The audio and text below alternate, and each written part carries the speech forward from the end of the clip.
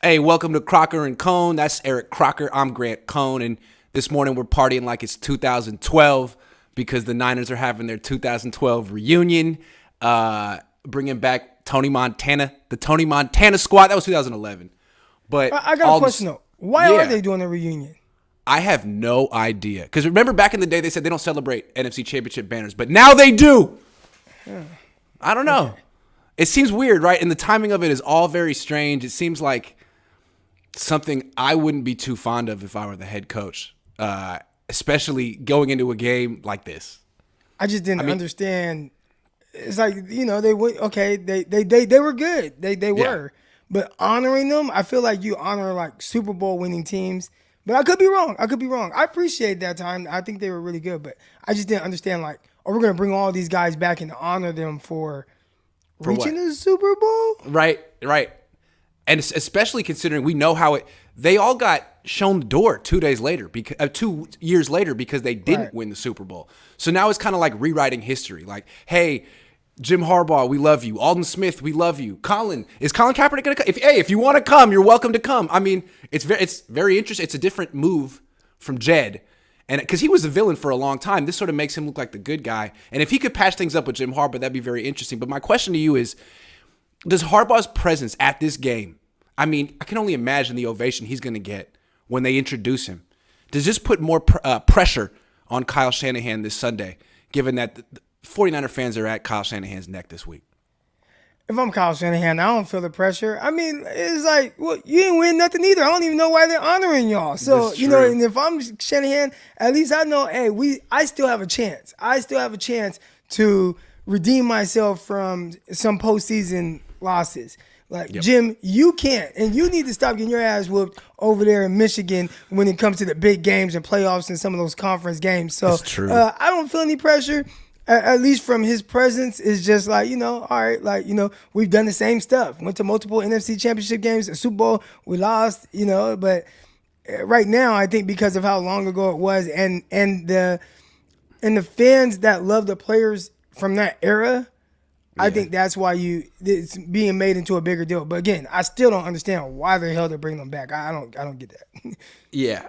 But the pressure to me, if I were Kyle Shanahan, is just knowing that he's going to get the big ovation that day.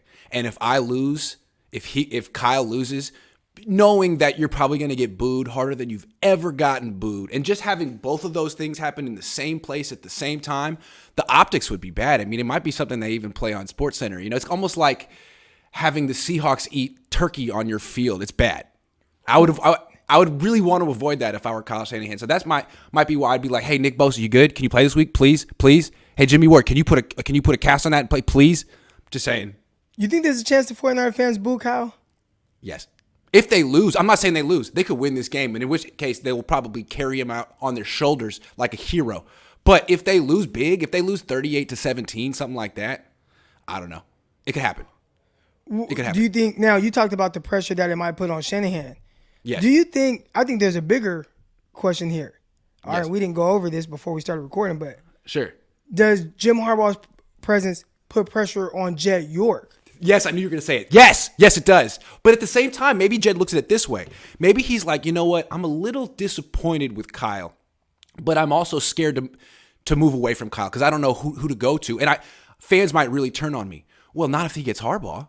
Everyone loves Harbaugh. I put out a poll yesterday. Who would you rather have coaching the team, Harbaugh and Fangio or Shanahan and Ryans? It was close, but most Niner fans that follow me said Harbaugh and Fangio. I mean, it would be kind of popular.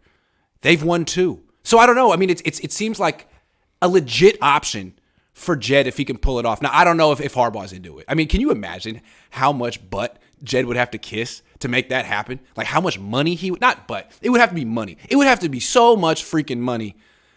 I just don't know if he would do it. I don't know if he should either. Like you said, he didn't win a Super Bowl. What are you really bringing back? A guy who hasn't been in the league in 10 years? But I'd say you also didn't see the lows. And that's tough too. Because think of the Dallas Cowboys. Why are the Dallas Cowboys the biggest brand in the world? Why do they make the most money in the world? And I say in the world, I don't know. I know in America they do. I know the soccer is big in other places. But just they are the most polarizing sports franchise.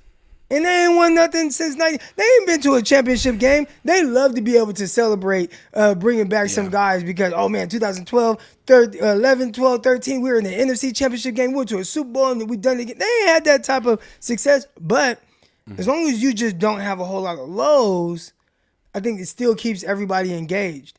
And one thing that the 49ers had with Jim Harbaugh was there were not those lows outside the very last year where everybody knew there's a lot of weird stuff going on right now with this team, whether it was all the injuries, which they had a ton of injuries that last year in 2014 season. They did. And then before the season, the talks about potentially trading Jim Harbaugh to the Browns. I remember hearing that. That was like my senior year of college. I'm like, this sounds crazy. All right, whatever. But I think it might have been true because he got fired a year later. So, I think all of those things, you didn't have the lows. And your lowest moment was 8-8 in a really weird season. Yeah. So if Jay York, let's say that if York would have just stayed out the way, would that season have gone 8-8? Because I think that the players, everybody felt the tension between the coach, the owner, and everything that was going on. Maybe if Jed does what he does now, right? You don't hear Jed talk really. He stays away. He's out the mix. He's out the way. You don't see him in press conferences. None of that. Would that season have still been 8-8, or would they have gotten more out of it because everybody's so engaged? I think everybody was done. I think that last year, I think Harbaugh was done. I think everybody was just like, right, we're done with this. They were still 7-5 at one point. And I think that here's why I think the optics are going to be so weird this Sunday. Because everyone still feels like Harbaugh was fired and it wasn't wrongfully terminated. He was wrongfully terminated. He had like a 75% winning percentage. He never had a losing season. And when he steps on that field, it's going to feel like it's his team again. He's going to be wearing Niner stuff. People are going to give him a King's ovation. It's going to feel like it's his team and like it always should have been his. It's going to be like the Gruden thing with the Raiders. They got rid of Gruden, and he was a winner, and they never really replaced him. They had a bunch of guys who kind of fumbled the opportunity. And while Kyle's done some good things, he's still under 500. And if he loses this weekend, it's just going to feel like it's, a lot of people are going to feel nostalgic, is what I'm saying. They're going to feel nostalgic for the good old days. And they're going to forget the bad parts of Harbaugh. Yeah, and at some point you got to feel that, right? Like no matter how you feel about somebody, and I think that's what's going on right now with Jed York on Kyle Shanahan. Man, you can really like a guy, but at the end of the day, the results are the results. And right now, we're talking about year 6 and under 500 as a coach. That's not ideal. Yeah, and from Jed's perspective, maybe he's feeling nostalgia for the Harbaugh years. And 10 years have passed. Maybe the bitter resentment between them is gone. And if they can kiss and make up in front of all Niner fans, I mean, that would be quite an image too. I would really be nervous if I were Kyle. If I see Jed and Harbaugh shaking hands and I was like, uh-oh, I better win today. And they just might. So we'll see. A lot of people have talked about these coaches in the sense of, oh man, Kyle Shanahan, he had to rebuild a team and tear it down. Jim Harbaugh, he took over this amazing team that everybody wanted. And I'm like, do y'all remember 2010, 2009, 2010? Yeah. Because that's not exactly what the conversation was surrounding the 49ers. They were viewed closer to the 2017 team, maybe a little bit better. But I think we see what a lot of these guys have become, right? You see what Patrick Willis has become. And he was good then. That's an outlier, right? You had him. But they had a few players that were really good, but nobody wanted Alex Smith back. I remember. No, I'm a diehard fan. And I was like, why are they bringing Alex Smith back? He's supposed to be gone. Get rid of this guy. And nobody was looking at Deshaun Goldson and Brooks and all these other guys. Whitner. Oh, man, these guys are just going to be so amazing. But no one wanted Whitner or Carlos Rogers. No one wanted right. Yeah. The thing to me was, and when people start talking about the better coach, right, that's a conversation that's going on. So I'm just chiming in. Who gets the most out of their players every single time they step on the field? And I thought Harbaugh did a damn good job. However he did it, whatever tactics he used, I hear, a little quirky guy, but man, he got the most out of those guys. So yeah, when he shows up and he coaches the way he does and he brings those guys along, now all of a sudden you're hella good. When you're hella good, what happens? More all-pro players, more Pro Bowl players. You get a lot more light. But I guess you can say, oh, he inherited his team, but I think, okay, I'm just going to take what I have and I'm going to make the best of it. And he did that to the highest level. Okay, this is a subtopic, and then we're going to get to your questions in a minute. I think the main reason you could point to why Jim Harbaugh has sustained success, never had a losing season, and Kyle's had wild ups and downs is injuries. Kyle can't keep his team healthy. When healthy, the Niners are a juggernaut with Kyle Shanahan, but they're healthy very infrequently. Whereas with Harbaugh, his best players were usually healthy. Colin Kaepernick, I mean, Vernon Davis, Frank Gore, they were usually out there.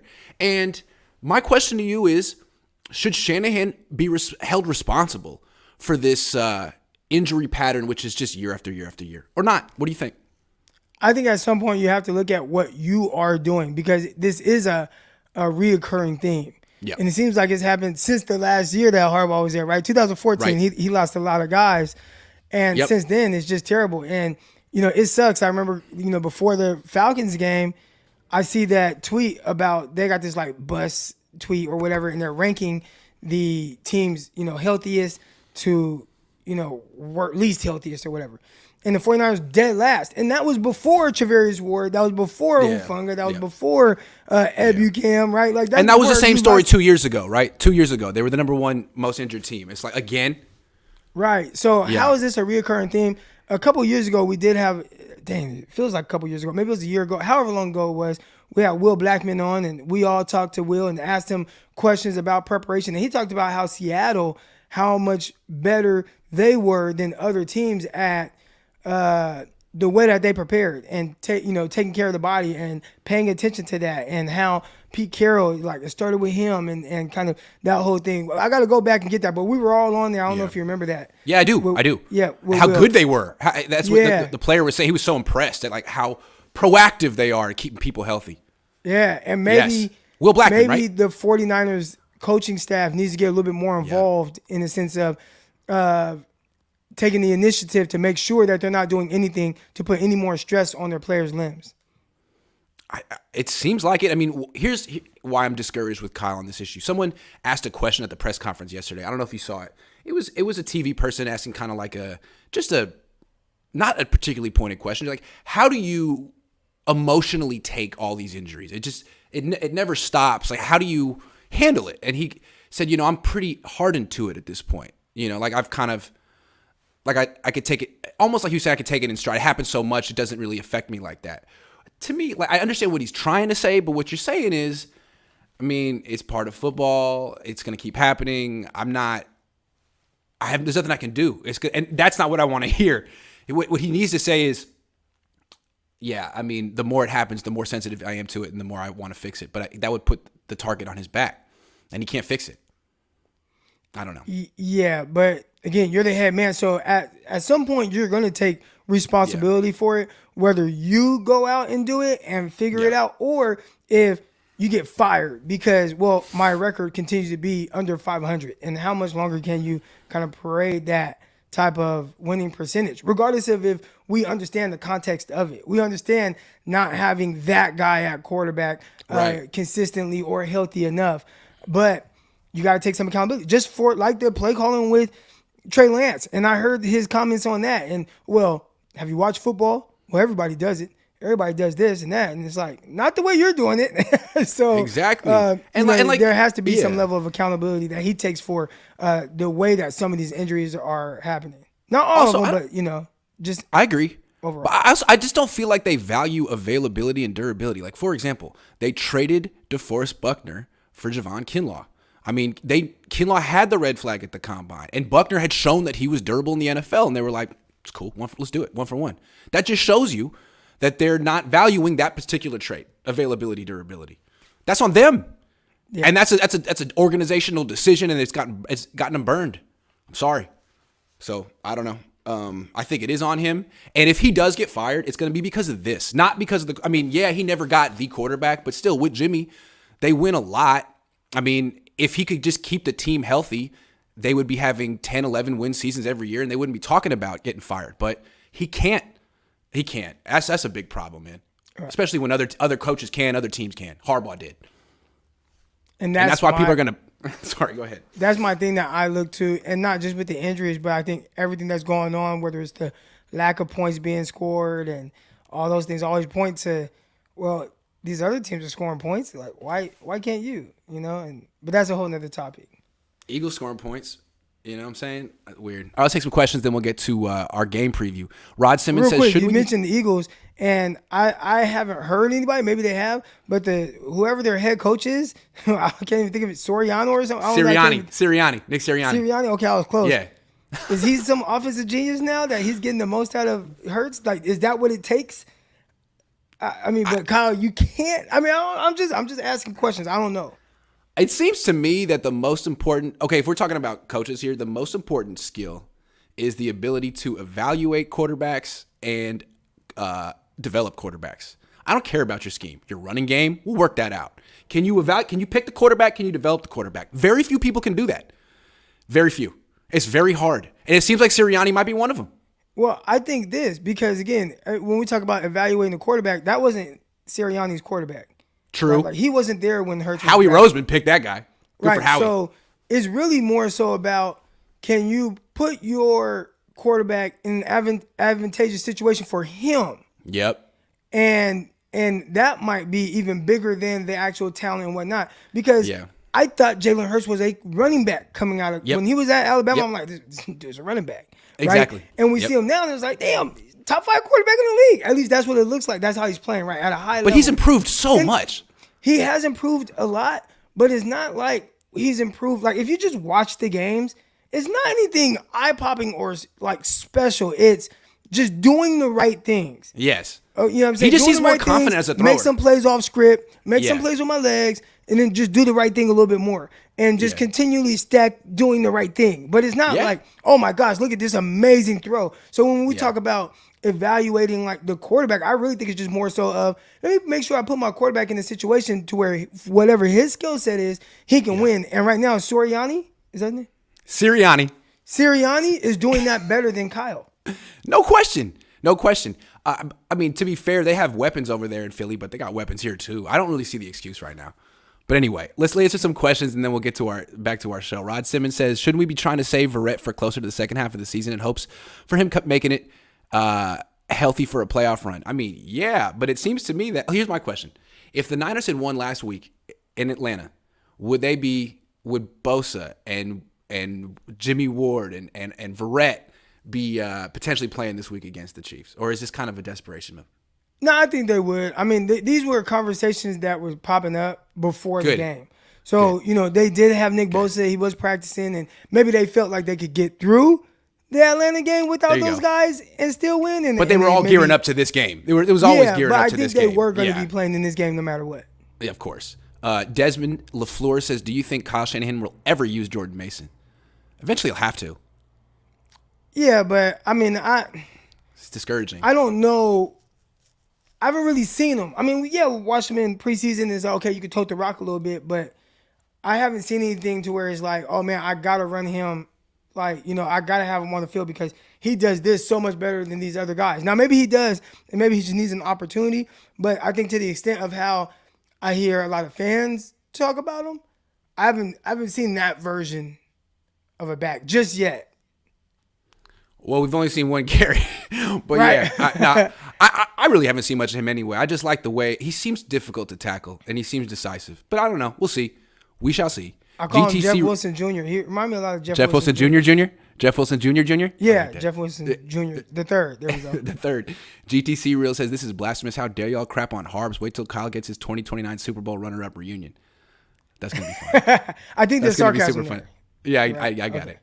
JC says, what is the schedule for the Cohn Phone Show? It's Saturday mornings when I'm not on the road. So I was on the road the last 2 weekends. I'll do it this weekend, I promise. Nee says, did you see Tart's comments about injuries? Eagles practices were eye-opening, much lighter, more focus on recovery than Niners banging every day. Huh.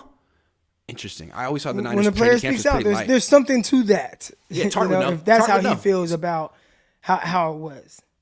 Tart would know. Anyway. He would know. Yeah, especially if he comes out and up. says it, then that means he feels pretty strongly about it. Oof, that's not good. Hey, maybe that's the difference between Sirianni and there you go. Kyle. There you go. Josh says, can you guys speak to what the Lynch-Harbaugh relationship would be and if it would work? Lynch-Harbaugh. Boy, that's interesting. I don't know. I think it would work well because they're so opposite, right? Like no matter what, John Lynch is, and I think it would be similar to what we see right now. Because John Lynch is a people pleaser, right? He's gonna make sure he says all the right things and do all these. Yeah. He's not gonna go against. And again, not Kyle, but Harbaugh. He's weird, right? He's like quirky. That's the word that people like to use. Yes. He's a quirky guy. He's eccentric. He's eccentric. Yeah. He's different, but Yeah. as long as you're not this hard ass, like you won't butt heads with him, right? Like what we saw with Trent Baalke. You know, it was too much of I want to be the guy, I want to be the man. Where I don't think John Lynch cares about being the guy. I don't think John Lynch cares about being the man. I think he's just about trying to build a winning culture. So I think those two guys actually would work well together. Also, I feel like Harbaugh and Lynch would have a mutual respect. They played together. They were both, Pro Bowl players in the same era. Now, Lynch was a lot better, but I don't think Harbaugh could ever really respect Trent Baalke. Like, who are you? It's different with Lynch. And Lynch, I think Why also do they with call Trent, you coach? Right. Also with Baalke, he was always giving he would give players to the coaching staff that didn't fit their scheme. Like Tank Carradine. I remember that. And Fangio was just like, what? I run a 3-4. What are you doing here? And like, oh, it's cool. Just put 20 pounds on him. He'll be a 3-tech. Like, what are you talking about? He would do that stuff all the time. Whereas Lynch is just like, tell me what you want. I'm not trying to be in a competition with you. I'm not an expert at this. Like, what I want to give the coaches what they want, and that's what he does with Kyle. So I mean, It could work. It could work. A couple more, and then we'll get to our game preview, which I'm really interested to hear what Eric says. I haven't asked him yet. Jed parading potential replacements. Humble Kyle Shanahan. I don't know, man. It just might bring out the best in him this week. That's a good one. It might. Jason says trade Kyle Shanahan. We should be putting up 30 points every week with these weapons. Promote D'Amico Ryans. Keep the D strong and get a young OC that can score points. I don't know if they should be scoring 30 every week, but I know they should be scoring more than 14. Hell yeah. And look, they're not going to trade Kyle mid-season, but I understand these are the options that you could think about as the season goes on. Miguel says, and I saw someone say like, oh, everybody, the sky is falling. And it's like, no, they're 3-3, but it's like, why are they 3-3? Right. And it's because of the offense, which is your baby, Kyle, and they just can't score points. Like it took the best defense since 2000 in those wins. Like your defense had to be that good. Yes, or you probably weren't going to walk away with a W. Like that's tough to do week in and week out. At some point, your offense has to pick up the slack, pick up their end, and they've struggled to do that. That falls on the head man. So the sky isn't falling. They can definitely improve. But what we've seen to this point, 6 games in, it's been very consistent that the offense is very lackluster. Yeah, and once the offense gets its stuff together, they should be just fine. But it's like, now's the time. Miguel says Jed York being passive-aggressive by bringing Harbaugh this weekend against the Chiefs. Harbaugh can definitely develop Trey Lance. I mean, Colin Kaepernick never got hurt. He never ran Colin Kaepernick between the tackles like that. I'm just saying. Yeah. And one thing that I really liked about him, the whole, hitting. Yep. Pumping him up. Not like that. Cutting Like him down. to me, like as a player, it's like, all right, let's go, coach. Like, you just get like a different vibe aside from a coach that just be like, just walking around, cussing you out, run the effing play. Like, all that. It's like, dude, like, set your effing feet. And going back to Jake Plummer's comments on the dad talking about he never felt like anything he did was good enough. Right. And I think there can be some of that. Now you got to be a pro. You make a lot of money. But, there's just. It's true. Kyle's Kyle's a micromanager. His dad was too. And if you think about what Kyle and his dad did, I mean, his dad won a Super Bowl with the 49ers because he was the offensive coordinator of a team that was stacked. And what he did was he replaced Roger Craig and Tom Rathman with Ricky Waters and William Floyd. He replaced their running backs, and that was enough to win a Super Bowl. Then he goes from there to Denver and gets, older John Elway and brings in some running backs and wins 2 Super Bowls. Like that's what the Shanahans do. You give them a Hall of Fame quarterback with a great defense, they'll bring in some running backs and they'll complete the team. But if you need them to pick the quarterback or develop the quarterback, neither of them have ever done it. Ever. And I think there's a reason why. One more question, then we'll move on. David the Prankster says, Grant, I'm so happy fans are waking up to Kyle. He is the definition of insanity. He calls the plays in section of the field to increase injury and then will complain about the injuries. He chews the 53. It is on him if the next man up can't perform. Yeah. He and his dad use the injury excuse a little too freely. I think it bugs me. Yeah, it is football, but you're the most injured team in the league. Look at your decisions. I mean, The way he didn't take any responsibility for rushing Trey Lance between the tackles, I think, was kind of a microcosm of his problem. Like, that wasn't your fault at all. That was a perfect play. Okay, then. Well, you got to live with the consequences of being the most injured team. He could have handed it off. So. Sure. Hunter, thank you. We're going to get to the rest of your questions in a second. I want to ask Eric about this upcoming game. Eric, I don't think anyone's picking the Niners to win this game other than maybe Niner fans and Niner analysts. I'm thinking about picking the Niners to win this game. What are you thinking? Is this game going to be closer than people expect, or are the Niners about to get boat raced? I think it definitely can be close. My biggest issue is same issue I had heading into last week. Does your defense have to be the number one defense ever to stay competitive in this game? Yeah. And if that's the case, then your chances of winning are slim because you can't count on your defense to hold this team to 24. Not saying they can't do it. Yeah. Now, they can.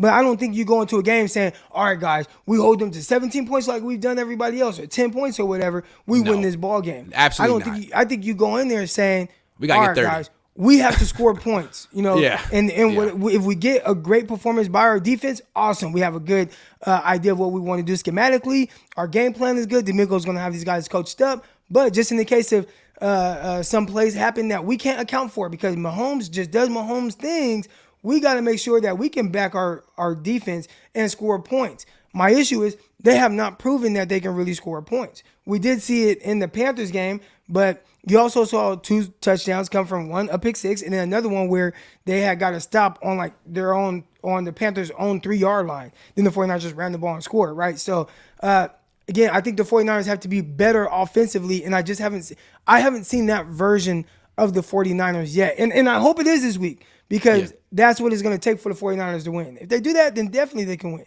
But I think right now it's trending towards they haven't been able to do it. Okay, let's look at this matchup a different way. Let's look at it from Kansas City's perspective. Because we know the Niners. But you also know the rest of the league. And I've been studying up on Kansas City. And this is what I've noticed about them.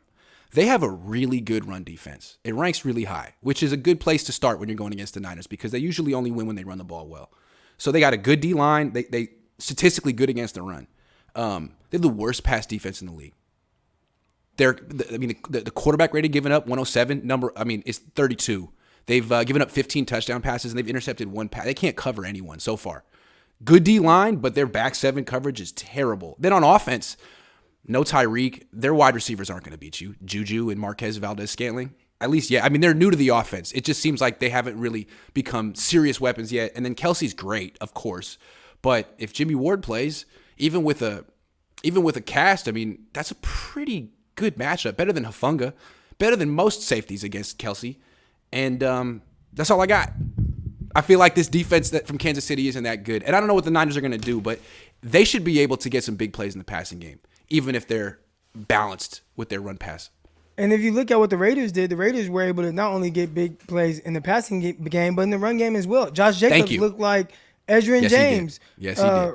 Running the rock, although their run defense can be very good, what did the Raiders do to counter that to where they had so much success?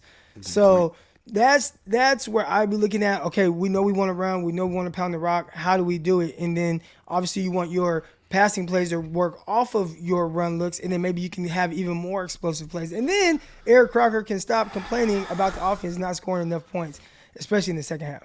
I have a suggestion to get this offense going. Just go to the shotgun. For whatever reason, the under center stuff isn't working this year. You can look at the splits. It's stark. They think 4-point-something yards per play from under center, 3.8 yards per carry, and like 52% completions. Just get out of under center because your center's no good. Your guards are young. Jimmy's slow-footed. He doesn't want to be under center. You're not doing play action from under center. So when you're under center, you know that the pass plays are going to suck, and you're probably just going to hand off. And just get out. Because when you go shotgun, they're averaging 6.7 yards per play, like 5.8 yards per carry, and now they can get Juszczyk and Kittle both pulling. They can get some gap scheme stuff. I think that's the ticket for them, and I think if Kyle does, don't wait until the bye week to figure that out in 2 weeks. The stats are right there. Get in the shotgun. You should be able to run the ball, and also get Jordan Mason involved. You're not going to win this game just handing it off to Tevin Coleman and Jeff Wilson Jr. Get Jordan Mason involved, please, or Ty Davis Price, one of them. So if you're able to pull those numbers, and that makes a lot of sense. Yeah. Why aren't they looking at it the same way? Because Kyle's so, I don't know. Because Kyle's so stubborn and his scheme is being under center. But if you're not, if Jimmy's gonna, veto the play action or like they don't do very much play action where Jimmy turns his back to the defense. So if you're not gonna do that, I don't understand what the advantage is of being under center. The defense there's so many things they know you're not gonna do, right? You're a defensive player, and you know their tendencies. When they're under center, they're not doing play action. And it's like, okay, well, they're going to do the toss or the toss counter or the stretch or the inside zone. It's like 4 plays, man. I just don't understand why they're stuck with it. I do. Again, it's just what it looks like to me and some of the guys I talk to. I talk to my guy Greg Pinelli all the time, and there is a little bit of the not much creativity in the passing game. Now, one thing Kyle does extremely well is he understands how to attack the weaknesses in defenses. He knows how to use your rules against you. But it feels like, and I could be wrong, but it feels like he does that with very few different passing concepts. Right. And when his little shot plays, right? His shot plays. Yeah, there's like shot plays where you got the deep, post, and then you got the crosser, underneath, and there's a lot of that going on. Well, you go max protect, and there was a play, I think last game they went like max protect, and the quarterback still got hit. Like stuff like that can't happen. So some of the execution is on the players, but maybe spreading it out will paint a much clearer picture for the quarterback, and he can continue to get the ball out of his hands quickly like he likes to, but without having to turn his back to a defense. I just feel like this could be a little bit like the Rams matchup where, there's a great D-line the Niners are going up against, but Jimmy can get the ball out of his hands. He's got guys who are good after the catch, and you have a really weak back seven. And the Niners might be able to control this game with their offense for the first time all season. And no one's expecting it because their offense was just so bad last week. So maybe I'm stupid to expect it now. But I just feel like they've done this before. They're a veteran team. Kyle isn't terrible. He just has bad weeks. He got Jim Harbaugh in the house. It would be a great time to be the best of your version of yourself, Kyle. You can do this. Get in the shotgun, scrap your offense, win the game. That's my suggestion. Win. Yes, I hope that's the case. The case. But again, to me, it goes back to the offense, which is their baby. And while you hire an offensive-minded head coach, and right now that's lacking. So it's just hard for me to have that confidence. And I hope so. Listen, y'all, in the chat, I am as big a 49er fan as any of y'all. I hope they win. It's just I keep holding my breath for this offense to get it together, and it hasn't happened yet. But maybe week 7 they can get it done. So the 2 coaches in the league who've been coaching the longest without a ring, head coaches, are Kyle Shanahan and Sean McDermott. And I think when you get into year 6 and you have no ring, there's pressure. So even though Sean McDermott's doing well, if they don't win the Super Bowl this year, I'm not saying he's going to get fired, but he's going to hear about it. So the reason that Sean McDermott to me is much more on solid ground than Kyle is because Buffalo's defense is really good too. They have a great defense. He's holding up his end of the bargain. Kyle isn't at this point. That's a problem. Yep. That's actually a good point because you look at Buffalo, the defense plays well. They have no run game, but still, obviously, they have a terrific quarterback, and they figure it out. And even then, you look at some of the things that they do, I feel like, man, like this guy's wide open, this guy's wide open. And then when things aren't wide open, the quarterback just makes a play. And it feels a little bit more free-flowing of an offense, even though they can't even run the ball. They suck at running. They really do. I'd be interested. The two offenses that I'm most interested in right now are Buffalo and Philly. So if you're looking for a coach, I don't know, from one of those 2 staffs. Ken Dorsey's interesting, but as you pointed out, they don't run the ball well at all. So something to look at. It might be personnel, might be scheme. Hunter says, hey, Grant, appreciate the content. Curious, why does Mr. Lowell call you Iggy? Everyone that knew me before college calls me Iggy. I always felt like Grant was too grown up when I was a kid, and it was my family name. Hi, I'm 7. I'm Grant. It just seemed like too much. Scott Short says, think Jim wears the iconic pants for the reunion. Oh, that would be tough. 100%. Probably just went to Walmart and picked them up right now. I wonder if he's going to wear Niner stuff. I wonder when the last time he wore it. When he went off the field, what I heard is he came off the field the last game, went into his office, took off his Niner sweatshirt, and threw it in the trash can and left. So I don't know if he's ever worn anything since. David the Prankster says, I also want to say the Niners should look at Ken Dorsey before the Cardinals do. Yeah, that's a good point. I have a feeling Ken Dorsey's going to be a head coach next year if he doesn't blow it the next half of the year. He's got a good start so far. Joey says, would you bring Raj on the show? I've never met Raj, but I probably would. Yeah. Do you know Raj? Yeah, Raj is cool. Yeah, he runs I think he has over 200,000 followers on Instagram on his 49ers page. Yeah, he's a cool dude. Well, if Eric says he's cool, then yeah. Sean says Kyle's offense can't put up points. I think the players aren't bought in anymore. Their body language shows it on the field. He's lost the locker room. Wow. Well, let's see. Hold on. Let's see what happens this week against Kansas City before we say that. I think the players are bought in. Yeah. I don't think they're not bought in. I think they are in tune with what's going on. There's a lack of execution. Yeah.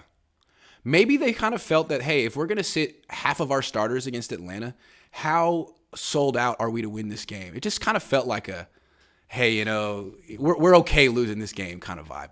I don't think they feel that way this week. All of a sudden, it's all hands on deck. It's a different – I don't expect them to be lackluster. I actually kind of think they're going to win this game. And I'm mentally preparing myself for them to win this game because everyone's going to say that they're Super Bowl contenders again. And I'm thinking, hold on. They're very talented. We all know this. But look at Kansas City. This Kansas City team is not the same one that beat them in the Super Bowl at all, in my opinion. Yeah, it's not. Got a couple more. Not having Tyreek Hill, that does. I mean, a lot of it goes through Travis Kelce. A lot of this offense. Their run game is, and this is talking to somebody that does a lot of underdog fantasy, promo code Crocky. But, I do a lot of player props, and I always pick like the under on a lot of the Chiefs running back props because they don't put an emphasis on running the ball. They will run it here and there, and they'll do it. Yeah. But like Clyde Edwards-Helaire in the second half, he had 5 carries. Yep. Right, like and then you might get McKinnon to get like 2 carries, and then Pacheco might get 2 carries, but they're not really like running the football isn't a part of their true identity. It'll be interesting to see if Jason Verrett plays. I mean, if he plays and he plays well, and he can play the rest of the season next to Travarius Ward, that'd be huge. That'd be huge. The Niners just might have that great defense again. Johns George says Harbaugh overachieved with his squad, but Kyle is underachieving with his. Kyle's offense is super complicated. Stars need to align to score points. And you need to be on the team for like 7 years to get on the field. Jordan Mason, you got to pass the SATs. It's like you got to pass the bar to get on the field in this team, man. From what I've been told from people that have been in that offense, it is more difficult than any other offense that they've been in. Yeah, that's crazy. And I wonder why. I don't know why that is, but it's extremely dependent on timing. Yeah. And that's tough because once you kind of throw the timing off, and then the play can kind of be screwed up. Yeah, hence the turnovers. If it's that dependent on timing, if the timing's off, you run 65 plays again, you pass 30 times, time's going to be off a few times. Rod Simmons says, you think KS is going to attempt to debut Jordan Mason the way he did Mostert second half of the season, Super Bowl year, trying to repeat history? Maybe he's saving him. I just don't understand why he's on the team if you're not going to use him. You gave him you cut Trey Sermon for this guy. Why? Can we bring back Tart with our injuries? Yeah, if you give him $2 million. Maybe 3. I don't think he wants to play. He does, but not for the vet minimum. He made that clear. I'm not playing for the vet minimum. Yeah.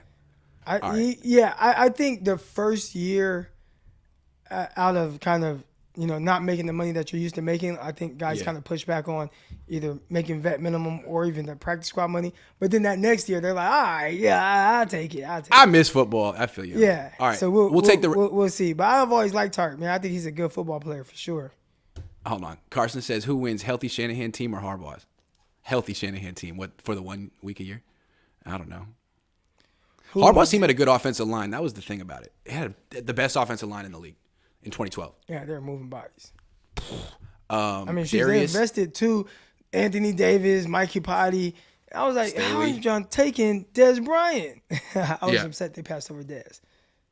They took Potty over Dez, or they took Anthony Davis over Dez? I don't remember. It was one of them. I mean, I guess essentially both of them. Yeah, if you remember though, like Anthony Davis, he was when he got hurt, that was the end of the franchise pretty much. They didn't have him in 2014. They replaced him with Jonathan Martin. They couldn't really run the ball anymore. Yeah. That was rough. Grant, you're a jinx. Stop picking the Niners for good. You got to pay me millions of dollars. Stop picking the Niners. Sorry, I do it on purpose. What will it take for Shanna Bland to play Jordan Mason? I don't know. Reverse psychology. Don't play him, Kyle. Voice ad agency says only way we win this game is if every club in the Bay Area gives free bottle service to anyone playing offense for KC. Man, that's bleak. I'm telling you, man. Marquez Valdez-Scantling and Juju Smith-Schuster shouldn't beat the Niners. It's all about stopping Kelce, and I think with Ward they can do it. Well, I actually think Kelce gets his, but you got to make sure that the others don't beat you. Yeah. So don't let Juju beat you. Don't let Valdez-Scantling beat you, because Valdez, he has a big play in him. Juju has a big play in him. So, but you just can't. If Kelsey has his 8 catches for 93 yards and a touchdown, 0 touchdowns, 0 touchdowns or is 0, what you want. Cool. Yeah. But you can't let Juju have 100, which That's I think true. he had last week, Okay. and Valdez-Scantling have big plays. Like, you can't have that. That's what the Niners did to the Rams a few weeks ago, right? Like they gave up like 15 catches to Cooper Kupp, but he didn't score, and no one else did anything on that team. Right. That's a good blueprint. Zay Torres says, I have my doubts about Kyle, but he usually comes through once people start questioning his ability. Seems like the environment he likes to remind people. That's what I'm saying, and I'm not going to pick against him this week. I'm not, because if I pick against him and he beats the Chiefs, then everyone's going to say I have to apologize to him. I'm not doing that. Not this week. Not week 7. I think he's going to win. Hell no. I've seen him do this before. I know he can do it. John Zach says, is it safe to say McDaniel was the offensive genius? His offense looked lost without him. Again, I'm not talking reckless this week, because he could win. I'm not that confident in the Chiefs. I'm not putting my entire reputation on the back of Andy Reid and Steve Spagnuolo this week. Not happening. All right, I got a question for you. Should the Niners trade for Christian McCaffrey?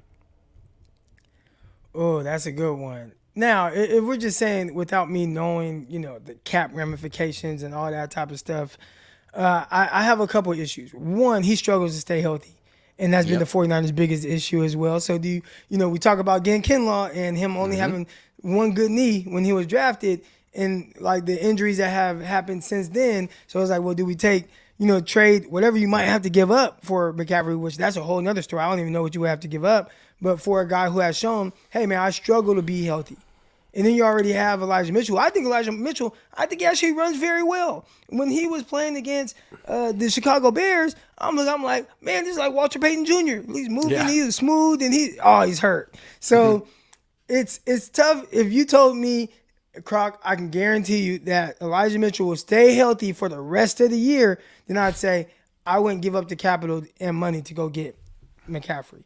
But if you're telling me, Croc, we can't count on any of these motherfuckers, then I'd say, man, just throw as much resources as you can at the running back position. Yikes. I don't know. I'd like to see Jordan Mason get a shot before you give up another day 2 pick for a running back. I mean, they did it with Ty Davis-Price, Trey Sermon. It's getting very expensive, and now you're giving up a day 2 pick for a guy who's going to be making like $16 million a year. I mean, very expensive. And you haven't shown that you're the kind of organization that can keep players healthy. Like, if this were a team that had, like the Rams have shown they're pretty good at that, or whatever team has had a good track record with that, they could sell it like, hey, you know what? Come to our franchise. We're what you need to extend your career. That's not the Niners. I mean, they should have some self-awareness on this one. If they get Christian McCaffrey, I think it would be a big mistake. I'd rather go get Brian Burns. If you're following the trends, the 49ers, the more they've invested in the player, the least they've gotten out of it. The least they've invested in the player, the more they get out of it. So when you look back at Tevin Coleman and the McKinnon, guys that they drafted high and all that, it's always the 6 and undrafted guys that end up getting the most out of. So maybe you do stay away from them and just play Jordan Mason. Jordan Mason. Yeah, Jordan Mason. Play the kid. Somebody asked me too before the season. Shout out to my guy Mike from Nothing But Niners. He called me and asked me who leads the 49ers in rushing. I'm like, it's going to be Jordan Mason. Yeah. And I don't know why or how, but it's going to be him. So yeah, he'll get his shot eventually and he won't give it up. Sean says, Kyle, where's TDP, Mason, and Gray? Why no reps? Yeah, man, like, come on, play your rookies, man. It seems like he only plays rookies if he has no choice. And then they play well and he's like, wow, I'm so surprised. I guess I'll keep playing you. Hufanga should have played last year. You can't tell me that he went from scrub to freaking Pro Bowler. Like, nah, he should have been playing. Too conservative. Saying. Or at least figuring out a way to incorporate him more than what they did. Exactly. D. Wood says, what great offensive mind who had a bad QB look great. McDaniels was the man till his starter went down. I'm just saying. That is true. And I think Kyle's been but hold on, Iggy. They just said McDaniel was the man till the starting quarterback went down. Like, have y'all heard how people talked about Tua prior to this season? True. He was a bum. Nobody liked him. He sucked. He's a bust. He was a top 5 pick. He's terrible. Coach and now fired. all of a sudden, McDaniel shows up. He believes in him. Oh, man, he's the greatest. He's the most accurate quarterback I've ever seen. He's playing at a high level. And then, once he goes down. But I think the part there is getting the most out of your players. It comes back to that. Yeah. Can you get the most out of your quarterbacks? Yeah. And however you go about doing that. Tua, I heard all of it. I don't just pay attention to 49ers, pay attention to everybody. I'm in the spaces. I listen just what they're saying about other teams. Tua was a bum. That was the narrative. He sucked. And McDaniel shows up, and all of a sudden, breathes life into him. Now all of a sudden, well, he looked great until his quarterback went down. The quarterback that everybody said was a bum before this season. Yeah, before Tua got hurt, you have to agree that McDaniel was getting the most out of that offense. Right. I mean, he was. And Kyle maybe got the most out of the 2016 Falcons offense. He certainly did, but he's not right now. And it's early. And, I'm sure he was totally thinking Trey Lance and 11-on-11 football and zone read and yada, yada, yada. Dude, you've coached Jimmy Garoppolo for 5 years. No excuses. Figure it out right now. Don't wait till the bye week. That's all I'm saying. And also, it's not just their starting quarterback that went down. It's the starting quarterback that went down. They have a high-priced backup quarterback. He went down, and then now they're playing with somebody. I can't think of his name. I don't know where he went to school. I don't even know who he could be Grant Cohn for all I know. I don't even know who this guy is, but that's who their quarterback is right now. It's not. Edgardo says Juju had 2 TDs last week. We can't let that happen. True. Right. Yeah. True. And, it's going to be tough. Like, the Chiefs lost last week. They generally don't lose 2 games in a row. It's going to be a hell of a game if the Niners show up. All right, last topic. I want to revisit this 2021 quarterback draft class. It's way too early to say anything about Trey Lance, but he was part of it. And part of the reason the Niners traded up was the feeling at the time was this was the best quarterback class since 1983 with John Elway and Dan Marino. And just gets one of these guys, and it'll be okay because all 5 of them are great. Well, so far, sort of halfway into year 2, none of the 5 has really established himself as a excellent quarterback. In fact, all of their numbers are pretty middling. And there's excuses and reasons. What do you make of are you surprised? And what do you make of this development? Well, they try to prepare you for that, right? When you see 5 quarterbacks get taken in the first 15 picks, it's like, well, only 2 of these guys are likely to pan out, right? Like that. Yeah. That's just the odds. At best, now you have to figure out who are those guys going to be. And I'd say most people would lump quarterback Mac Jones into that just because you felt like it might not be high, but until Bailey Zappi started balling, and I'm like, is Mac Jones still the starter on that team? I don't know. But yes, right. You're right. Yes, yeah, right. And Mac has had his a lot of downs as well. There's been a lot of really weird moments for Mac Jones, but it is tough because you want to see these guys have a true opportunity, and it's still kind of early, especially in like year 2. I look at Trevor Lawrence. I think Lawrence has done a lot of really good things, but also there's been a lot of bad. Now, maybe it's the circumstances around him where there's inconsistencies, and finally he's getting a coaching staff, a coach that believes in him, and you start to see a little bit better. Then, oh man, he has a dip, and you look at some of these other guys, you see some of the same things. I would say this. The guy that I'm more, I don't want to say bullish on it just not working out because I could see it. But, gosh, between Justin Fields and Zach Wilson, it's really tough for those guys right now because now they've played a good amount, but it's just I have no idea at all. And I have no idea what Trey Lance is either, but he's only played 4 games.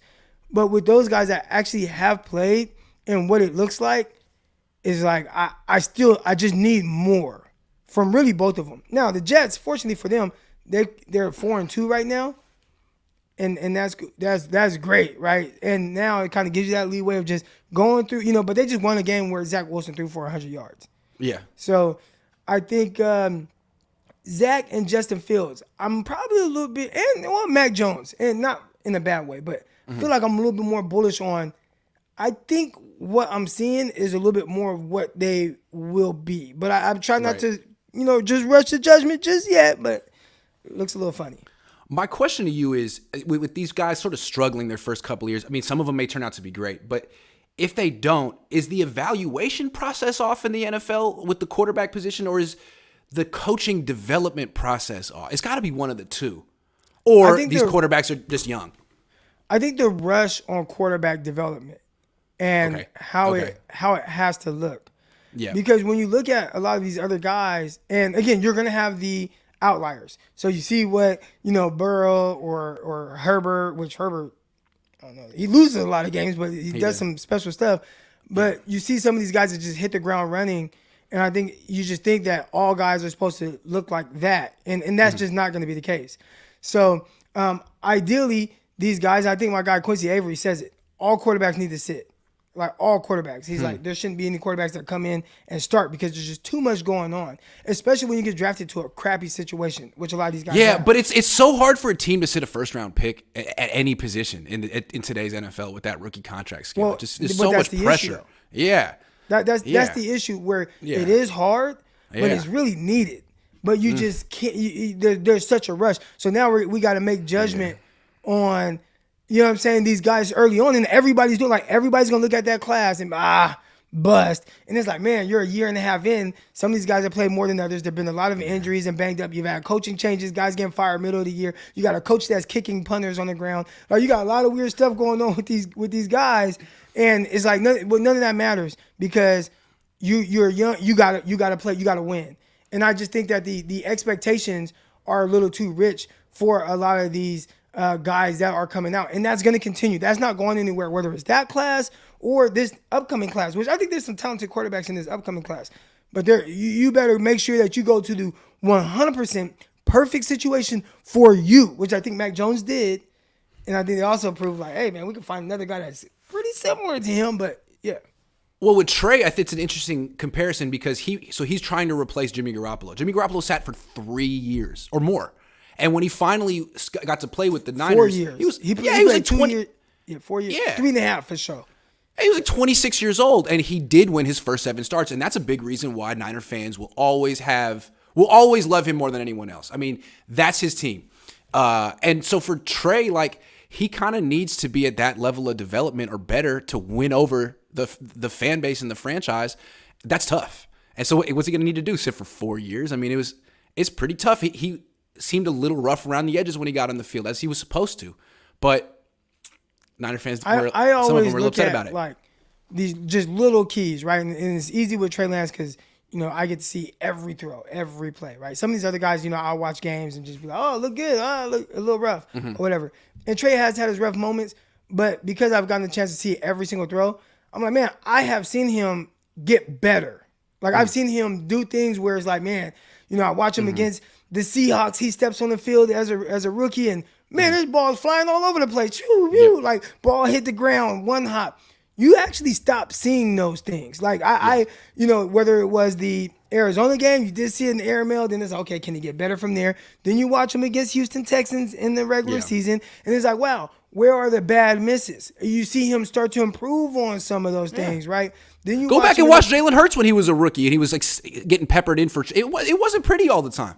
Right. And I saw Lance progressively getting better at all the things that I had questions about, right? Yeah. And it wasn't not even close to a final product, but just where he started and then where he's at now and then where he's at. Okay, I see this. Oh, that was rough against the Houston Texans in preseason. Then he comes out and he plays lights out. I don't want to say lights out. He missed a throw. He played very well for 3 quarters until a monsoon hit in Chicago, but he played very well. And then he comes out. Oh, again, then he played terrible once the monsoon hit. Terrible, guys. And those balls started flying around. I was there. It was a bad kind of setting. And then you watch him against the Seahawks, and it's like, I see the growth. He dropped back, boom, ball out of his hand, accurate throw to Brandon Ayuk. He has a nice catch and run. He gets blitzed, free runner right in his face. He doesn't bail on the play. He throws an accurate pass to the running back, and then he gets hurt running the ball. So I saw this progressively, like, small wins that you would have liked to see for a whole year, and you just don't get it because he got hurt, and that's tough. That's the toughest thing is, like, Trey Lance does have the potential to become a great quarterback and the best quarterback in this class, but it just feels like Kyle Shanahan wasted 2 years of his development. Still, he's really young and he has time, and I wouldn't be surprised if the 2 quarterbacks that sort of make it from this class are him and Zach Wilson, who's 3-0 this year. Even though his numbers are really bad, all of a sudden he's on a good team. He's starting to win. Maybe he'll figure it out. I don't know. I feel like Trevor Lawrence is just losing so much, and he might be losing confidence. I don't know. All I see every time when there's like a highlight of the Jaguars, it's him on the sideline with his hair over his face and he's looking at stuff and he looks so depressed all the time. Trevor Lawrence. Yeah. It's you know tough, what I mean? man. And like CJ Beathard sitting right next to him being like, dude, I thought you're supposed to be good. Yeah, going to a tough situation and trying to overcome that, you got to know who you're drafting. And that's the same thing with Trey Lance. If Trey Lance is, as a person who I thought he was going to be or who I thought he was as a person, then he'll overcome this injury. He'll figure it out. But then you got to perform on the field, and the clock's ticking. Absolutely. So I don't know. I think maybe it's like the scouts put too much emphasis on physical traits and not enough on mental traits. I mean, Tom Brady isn't playing at 45 because of his physical traits. It's because he's smart. So maybe that's part of it, or maybe these teams don't do a very good job of developing their quarterbacks. And it's rare. Is the mental. Yeah. It's the mental traits of their what they can take here. So I'm with the Jets, right? I'm with the Jets. I'm in this locker room. I see these first round picks, and I'm not going to mention them by name, but it was very easy to see why this person doesn't work out, even though he has immense talent. And it wasn't because, well, he lacks something in the skill department. No, it's the preparation. It's the work ethic.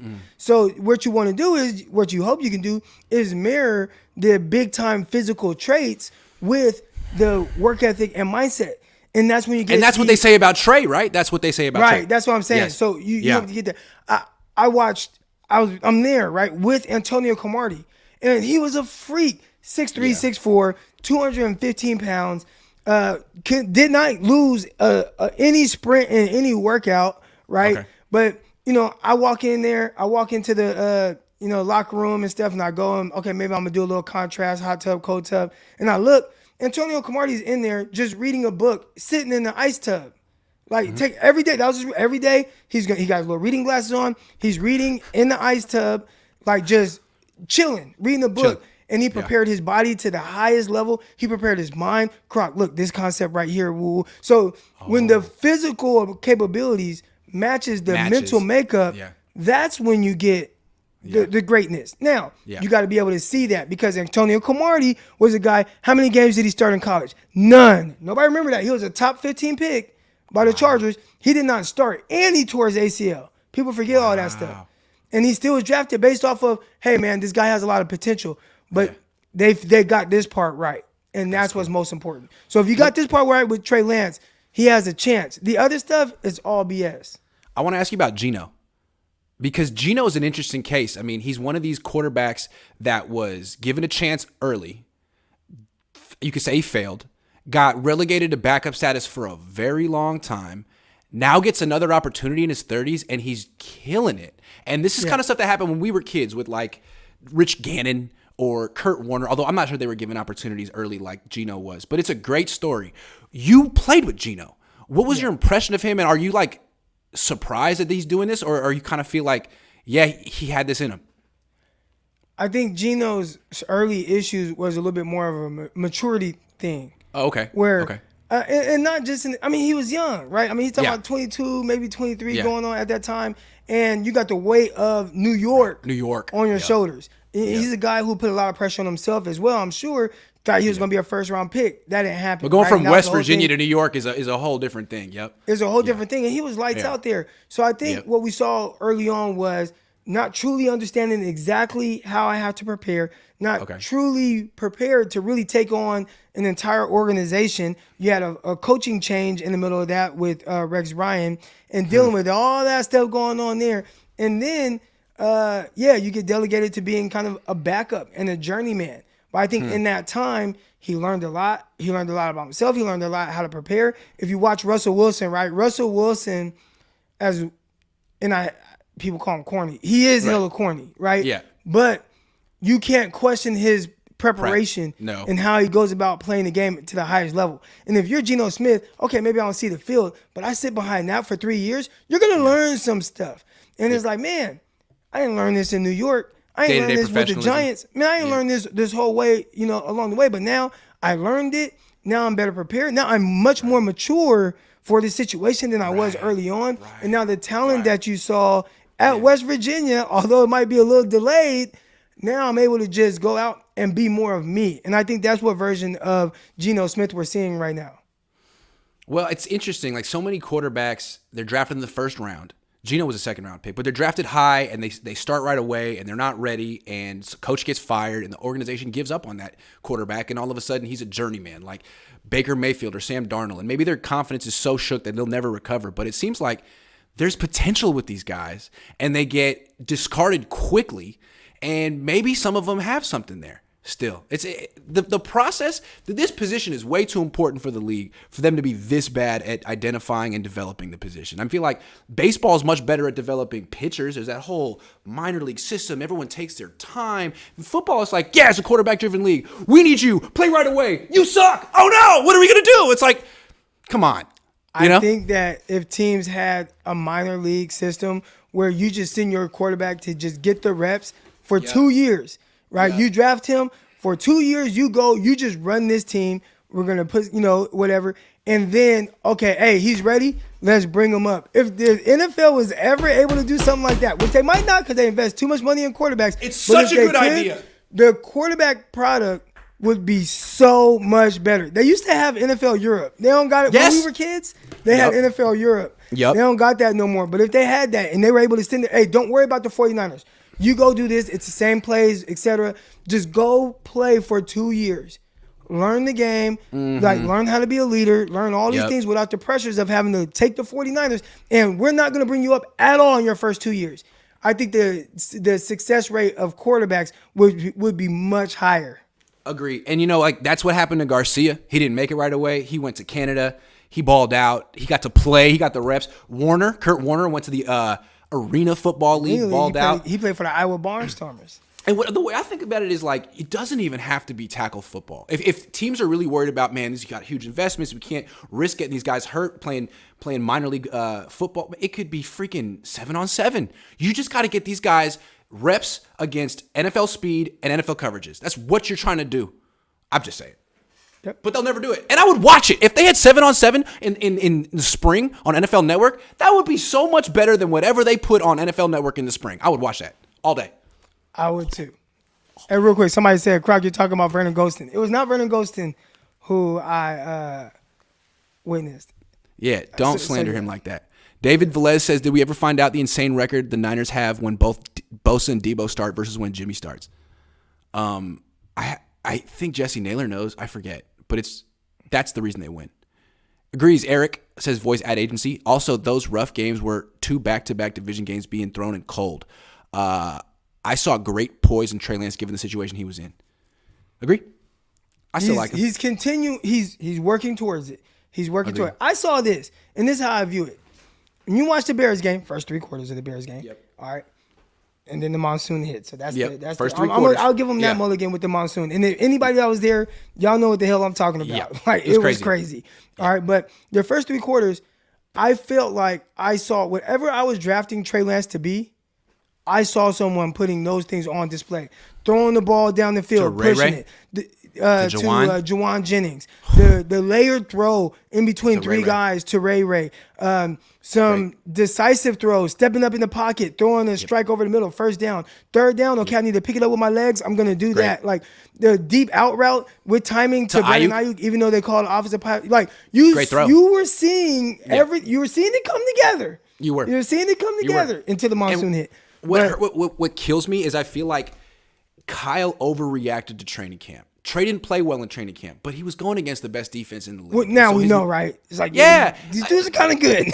I mean, Mosley was out there and Ward was out there. There were 0 easy completions. He completed about 53% of his throws. It was bad, and I think Kyle's like, man, we're going to need to really run the ball with him early on to win games and move the ball. It's like, nah, man, just call the game like you did against Houston last year because those are the kind of defenses you're going to be facing early on, and I think that's the problem. I mean, that Seattle defense is trash, especially early in the year. They didn't have to play that way early in the game.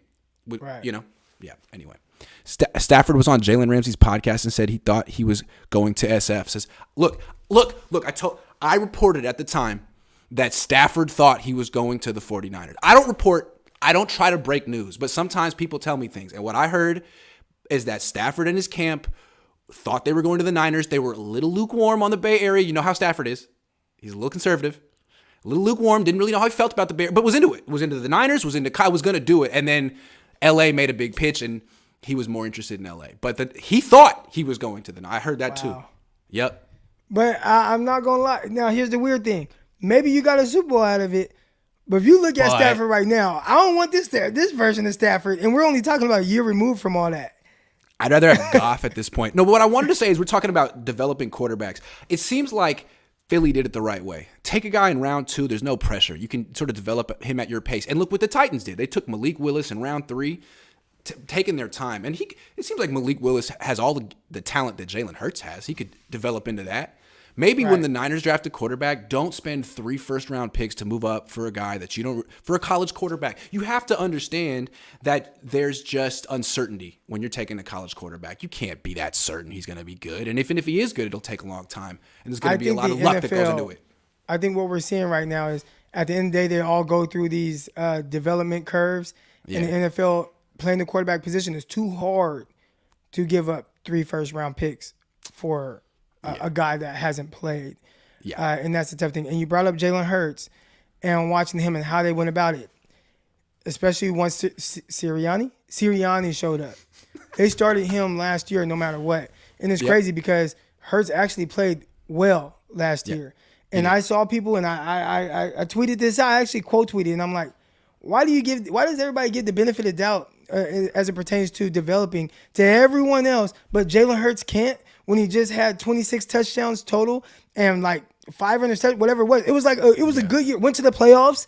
It was a good year. And it's like that was his first year starting, first full year starting, and he had a good year. Not great. And it's like, oh no, well they can't do anything with him. And it's like, well, why can't he get better? And look what we're seeing right now. He has gotten better, and they stuck with whatever it was that they saw last year, even if they had to lean on certain things a little bit more. Well, it reminds me of what happened with Josh Allen. Josh Allen was trending upward, but no one really saw him becoming an MVP caliber player that year 3. And he improved, but also they brought in Stephon Diggs. That was big. And so this year, the Eagles bring in A.J. Brown, who is – I still think they should have drafted the Niners should have taken him over Debo. But anyway, he's that freaking good. And you put him on that offense, all of a sudden, they're elite. So they did it right. They really did. They did it right. And the thing with the Niners is, man, Trey does have more than enough weapons. It's just it's Kyle. Usage, man. It's Kyle. It is Kyle. It's on Kyle. To get out of his own way and just be like, all right, let's go. Find your inner Harbaugh. Find your inner Sirianni. Harbaugh, and you'll be fine. And your players won't be as tight. That's true. Josh says, have you... real quick, because the thing about Harbaugh is that if people say he took over a stacked team, well, the Niners have a stacked team. He knows how to coach a stacked team. The problem with the Niners is that they're underperforming under Kyle. Like, maybe Harbaugh's perfect for this roster. He's done it before. Give Kyle credit for rebuilding and building what he's done. But if he's Mark Jackson, does that mean that Harbaugh's Steve Kerr? I don't know. Yeah, I don't know. Josh says, have you done predictions yet? Sorry, I'm late. I don't do predictions on Thursday. I'll wait. Do you want to make a prediction today on the game? Nope. I mean, we don't even know which guys are going to play. Let's wait until the injury report comes out, I would have to say. Yeah. Fair enough. That's the show. Thanks for watching, everyone. Thanks for being here, Eric. I always enjoy this. Appreciate y'all. Peace.